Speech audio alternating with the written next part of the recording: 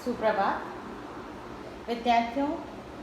आज की कक्षा आरंभ करने से पहले आपके लिए एक सूचना है। मैं आपको अपने YouTube चैनल का लिंक भेज रही हूँ। आप उसे सब्सक्राइब करें ताकि आपको समाजशास्त्र विषय से जुड़े सभी वीडियो आपको उपलब्ध हो सकें। आप मेरे इस लिंक को सब्सक्राइब अवश्य करें, क्योंकि अब हमने नया YouTube चैनल बनाया है। पूर्व वाला YouTube चैनल अब नहीं है।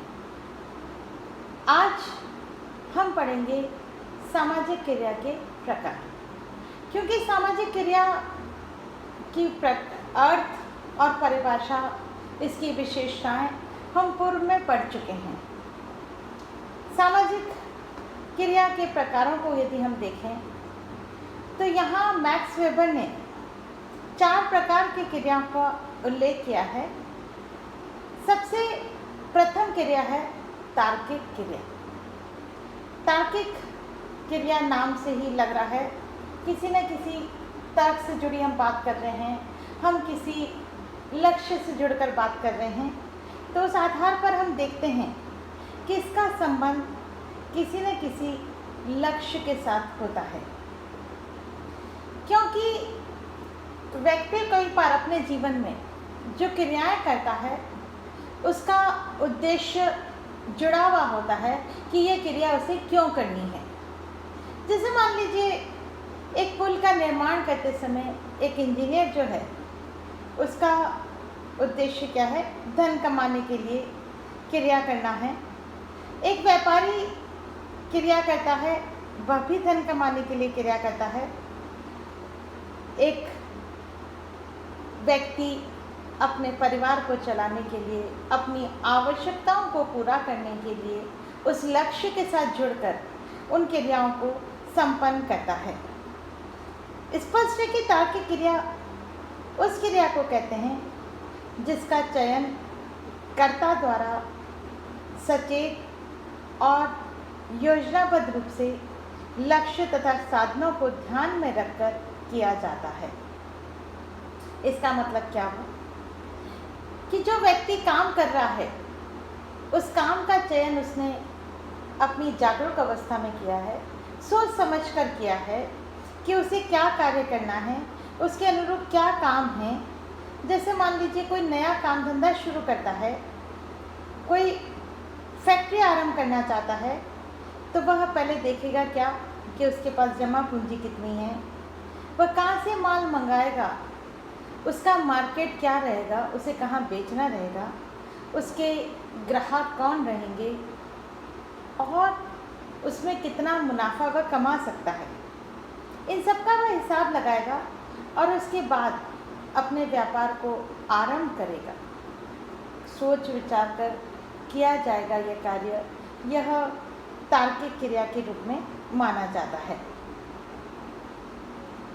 उपयुक्त हम जो उदाहरण दे रहे हैं उसमें मुख्य बात क्या है कि तार्किक क्रिया में कर्ता अपने लक्ष्य को स्पष्ट ध्यान में रखता है और उसे ध्यान में रखकर अपने साधनों का चुनाव करता है।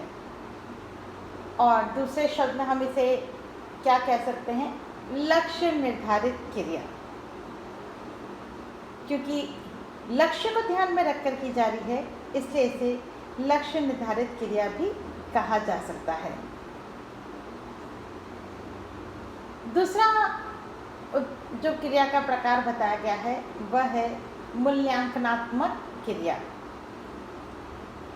मूल्यांकनात्मक क्रिया मूल्यों से जुड़ी हुई बात हमें सामने आ रही है कि हम अपना मूल्य अर्थात अच्छा बुरा हम उसको आंकते हैं। इसमें तर्क की आवश्यकता नहीं है। जैसे एक डूबता हुआ जहाज है, वो कप्तान चाहे तो कूदकर अपनी जान भी बचा सकता है, लेकिन उसे क्या लगेगा कि अगर मैंने अपनी जान बचाई कूदकर तो जहाज पूरी तरह से डूब जाएगा। नहीं तो हो सकता है कि वह उस जहाज को बचा ले, और अगर जहाज डूबेगा तो उसमें सवार यात्री भी सभी डूब जाएंगे, तो वह डूबना, और अगर हो सकता है कि वह न बचा पाए और स्वयं भी उसके साथ डूब जाए, मर जाए, लेकिन उसे लगता है कि नहीं, सभी यात्रियों की सुरक्षा के लिए उसे इसी जहाज में बने रहना है, कूदकर अपनी जान को नहीं बचाना है, तो यह जो उसकी क्रिया कहलाएगी वह क्या कहलाएगी? मूल्यों से जुड़ी हुई क्रिया कहलाती है। वह क्रिया उसकी मूल्यांकनात्मक क्रिया कहलाती है। वह जानता है कि जहाज छोड़कर चला जाना किसी भी रूप में क्या है? सम्मानजनक कार्य नहीं है, और इसी मूल्य से प्रभावित होकर वह कप्तान क्रिया करता है। यहाँ पर हम क्या देख रहे हैं कि कर्ता जो है, अर्थात क्रिया करने वाला जो व्यक्ति है, वह सभी खतरों को स्वीकार करते हुए तार्किक ढंग से अपनी क्रिया करता है। यद्यपि वह जानता है कि उसके ऐसा करने से कोई बाह्य परिणाम नहीं निकलेगा, लेकिन वह ऐसा इसलिए करता है कि सम्मान या प्रतिष्ठा कि अपने स्वयं के आदर्शों के प्रति वह क्या रहना चाहता है? वफादार रहना चाहता है। स्पष्ट है कि जो क्रियाएं नैतिक, धार्मिक, कलात्मक या आदर्शात्मक आधार पर की जाती हैं और जिनके पीछे तर्क का होना आवश्यक नहीं है, वे सभी क्या कहलाती हैं? मूल्यांकनात्मक क्रियाएं कहलाती हैं। कई बार हम धार्मिक और नैतिक आधार पर भी इस प्रकार की क्रिया करने की लोगों से अपेक्षा करते हैं। उदाहरण के लिए, ईश्वर भजन, दान पुण्य करना नैतिक दृष्टि से उचित माना गया है, इनके पीछे तर्क का होना आवश्यक नहीं है। मूल्यांकनात्मक क्रियाओं के पीछे कर्ता का लक्ष्य सामाजिक मूल्यों को प्राप्त करना होता है, और हमारे प्रचलित जो सामाजिक मूल्य हैं उनके पीछे क्या होता है? हमारी आस्था है, और आस्था के कारण हम अपनी विभिन्न क्रियाओं को करते हैं।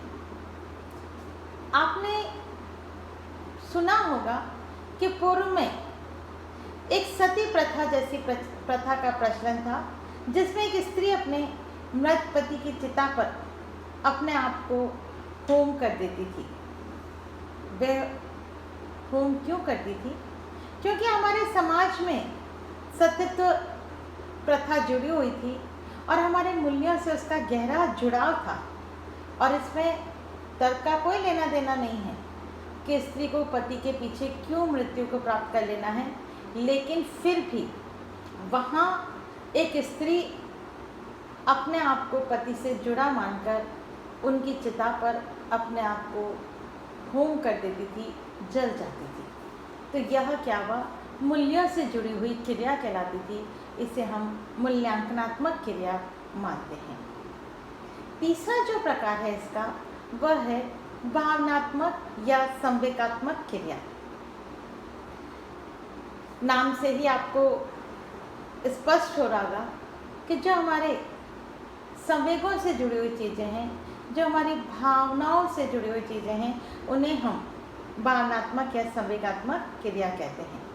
और दूसरे रूप में, अगर दूसरे शब्दों में हम कहें, तो यह हमारे संवेग, उद्वेग आदि से जुड़ी हुई चीज़ें हैं, जैसे प्रेम, दया, घृणा, सहानुभूति तथा क्रोध आदि के वशीभूत होकर की जाने वाली क्रियाएं भावनात्मक क्रियाएं कहलाती हैं।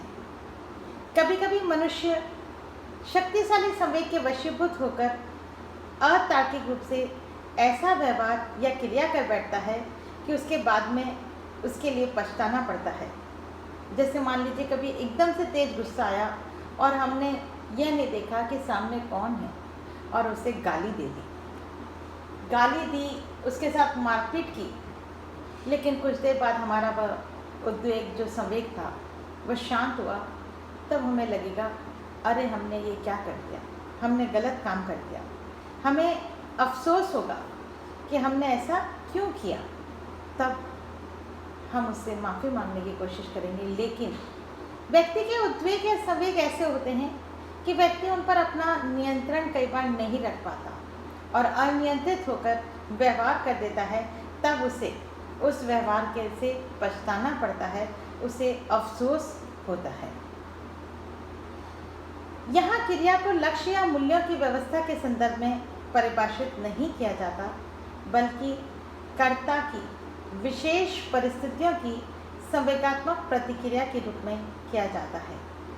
हमारी परिस्थितियाँ ऐसी बन जाती हैं कि कर्ता का स्वयं पर नियंत्रण समाप्त हो जाता है और वह भावावेश में ऐसा व्यवहार कर बैठता है जो सामान्य परिस्थितियों में एवं स्वस्थ मस्तिष्क की स्थिति में वह कभी भी नहीं करता।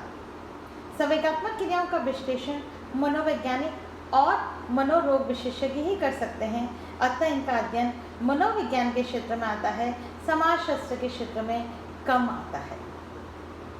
इसका हम चौथा प्रकार देखेंगे, परंपरात्मक क्रिया।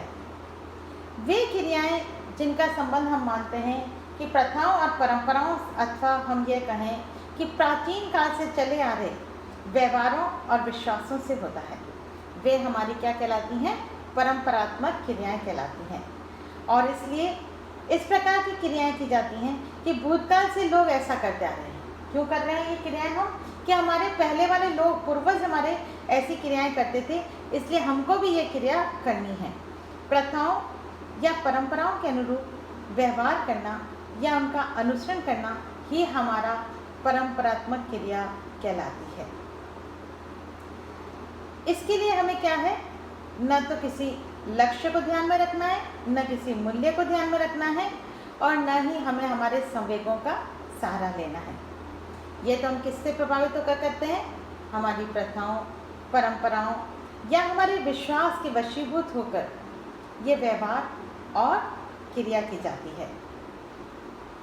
अपनी ही, जैसे मान लीजिए अपनी ही जाति में विवाह करना, मृत्युभोज करना, श्राद्ध एवं तर्पण आदि की क्रियाएं परंपरा के पालन के लिए ही की जाती है। हम देखते हैं कि हम हमारे समाज में विभिन्न त्योहारों को मनाते हैं और त्यौहार को मनाने का अलग अलग तरीका हर त्यौहार के लिए है। और हम ये क्यों कर रहे हैं? क्योंकि हमारे पूर्वज इसी तरह से इन त्योहारों को मनाते थे, इसलिए हम भी अपने उन त्योहारों को उसी ढंग से मनाने का प्रयास करते हैं।